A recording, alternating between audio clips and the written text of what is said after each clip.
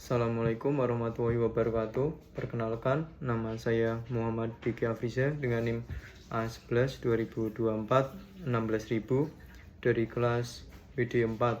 Pada video kali ini saya akan mempresentasikan project UAS Bengkel Coding Web Developer, yaitu aplikasi poliklinik dengan fokus manajemen periksa pasien, riwayat pasien, dan manajemen stok obat yang terintegrasi dengan modul-modul sebelumnya. Nah, untuk sebelumnya ada modul seperti data poli ini yang bisa ditambahkan, lalu bisa juga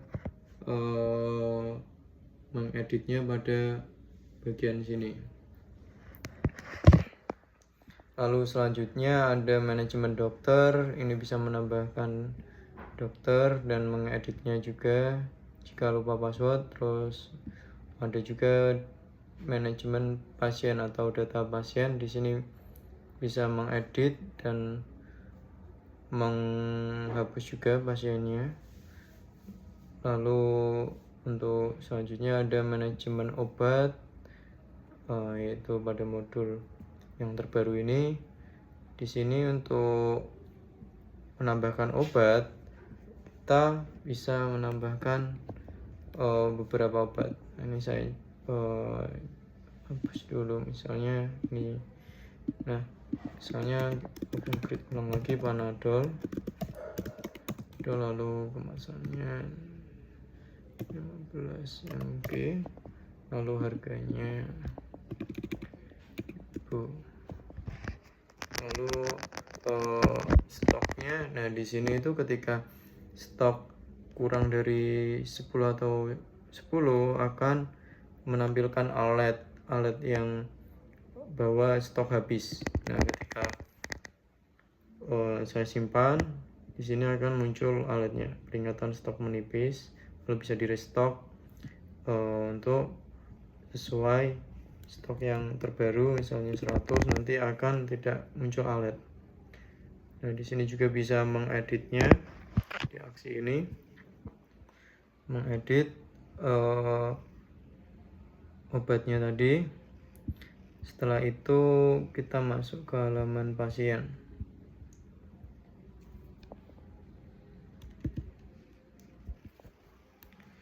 Nah, untuk halaman pasien ini bisa memilih polinya, misalnya poli gigi. Jadwalnya ada 2 ini, milih, lalu kita memilih keluhannya apa.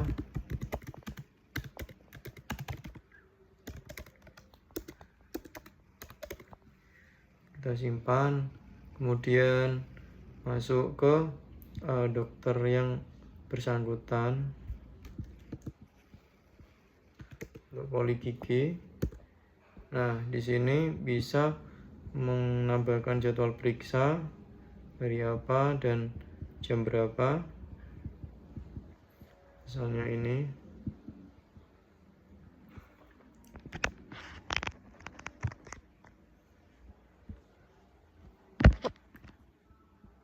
Jamnya berapa, misal ini sekian, lalu disimpan. Nah, akan muncul jadwalnya. Kemudian tadi bisa diedit juga, bisa dihapus untuk jadwalnya. Kemudian di bagian periksa pasien ini tadi kan ada yang sakit gigi berhari-hari ini. Nah, bisa diklik periksa. Jika diklik akan muncul menu halaman periksa pasien ini.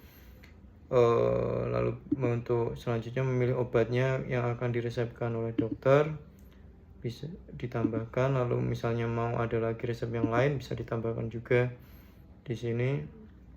Misalnya ini ditambahkan. Nah, di sini akan muncul total harga dari obat yang terpilih tadi. Lalu bisa untuk menambahkan catatan.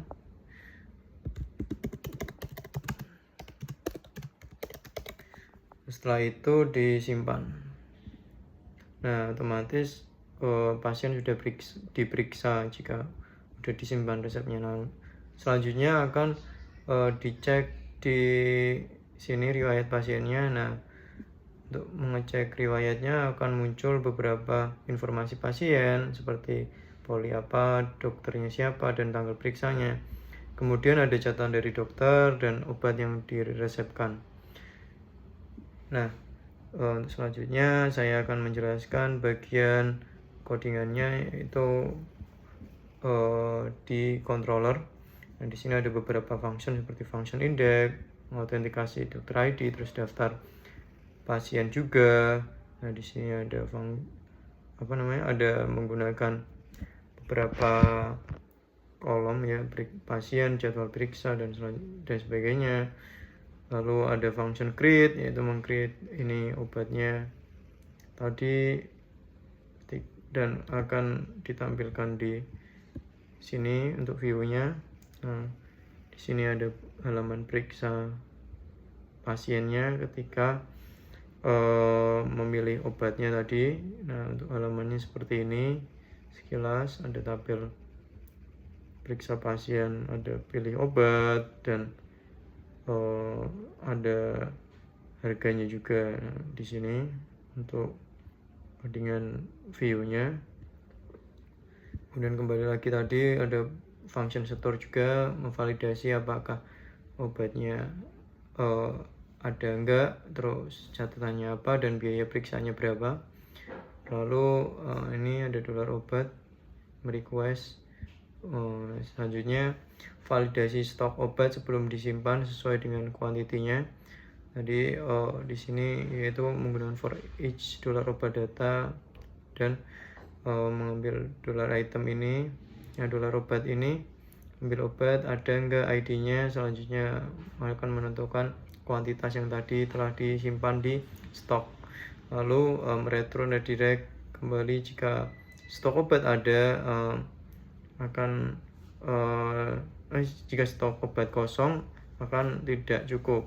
Lalu jika tersedia diminta dari sistem kuantitinya ditambahkan, bisa.